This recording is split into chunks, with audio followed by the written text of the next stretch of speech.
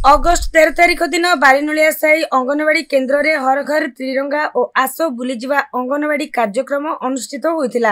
यह कार्यक्रम में समन्वित शिशु विकास प्रकल्प अधिकारी श्रीमती विनोदिनी त्रिपाठी, जांच कमिटी सभ्य सभ्या, अंगनवाड़ी कर्मी और सहायिका उपस्थित थिले। एथिरे प्रकल्प अधिकारी श्रीमती त्रिपाठी किपरि प्रतिदिन अंगनवाड़ी बुलीजा, सेठी पिलांकर परिष्कार परिच्छन्न देखिबा, खाद्यर मान ठीक अछि कि नाही देखिबा, आंब मानकर दायित्व को सरकार तुंब मानकु देइछंती। तेणु प्रत्येक दिन आसी केन्द्र बुलिबा आउ जेहेतु आगु अगस्ट 15 आसुची, तेणु सरकार कहते हर घर तिरंगा कार्यक्रम करिबा आउ घरे घरे तिरंगा उड़ाइबा, एही सब विषय रे आलोचना करथिले। परे सहायिका मध्य पिलांको हाथ धुआई खाइबाकू देइथिले। परे कर्मी समस्तंकु नेई साई साई रे तिरंगा बंटन करथिले। परे जांच कमिटीर सभ्या पी गौरी नायडू समस्तंकु धन्यवाद अर्पण करथिले। मोर ना उत्सरणी महांती, मु बालीनोलिया साई अंगनवाड़ी केन्द्र कर्मी अटे। बालीनोलिया साई बी ख अंगनवाड़ी केन्द्र कर्मी अटे।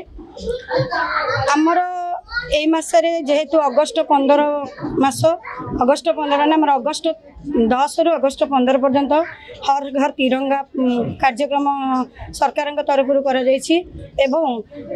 अगस्ट 10 रु अगस्ट 15 तारिख पर्यंत आम आस अंगनवाड़ी बुलीजा कार्यक्रम अनुष्ठित होती। सरकार नीति नियम अनुजाई आम प्रत्येक घर को जाई जातीय पताका बंटन करुचु आ हर घर तिरंगार स्लोगान देवाई कहूँ। ता सहित आम अंगनवाड़ी जो ICDS जो 6टी सेवा पिला प्रत्येक पिलांकर परामर्श सेवा, स्वास्थ्य सेवा, स्वास्थ्य पुष्टि और स्वास्थ्य संबंधी सेवा, तापर शारीरिक मानसिक शिक्षा, तापर गोटे प्री स्कूल रू गोटे अलग स्कूल को जीवाई हेले सेठिपाई पूर्व प्रस्तुति करा जाए से शिक्षा से गुड़िक सब आम प्रत्येक माँ मान जनाऊँ। आउ आमर अंगनवाड़ी केन्द्र को गोटे गर्भवती गर्भर रहिला छुआ जन्म कला पर्यंत एवं छुआ को 3 वर्ष कला पर्यंत जे सब सेवा अच्छी ताकू जनाऊँ। 3 वर्ष रु 6 वर्ष अंगनवाड़ी केन्द्र रे पिलां को आनी छाड़िले तांकु सब सरकार तरफ कौन कौन दि जाउछि मागणा रे पोशाक, खाद्य आउ जोता, शीत पोशाक सब प्रदान करा जाउछि मागणा रे, से सब दि जाउछि। ता सहित सरकार योजना रे जो अंतर्भुक्त परिवार हेबे जोटी गोटे पिला रहिला अंगनवाड़ी केन्द्र रे तांको परिवार समस्त सरकारी सेवा माने पाइबे। किंतु जदि गोटे पिला 3 वर्ष पर प्राइवेट स्कूल को जाउछि बारी बा अदर स्कूल को जाउछि बारी, तेबे से माने जदि सरकार योजना रे वंचित हेबे।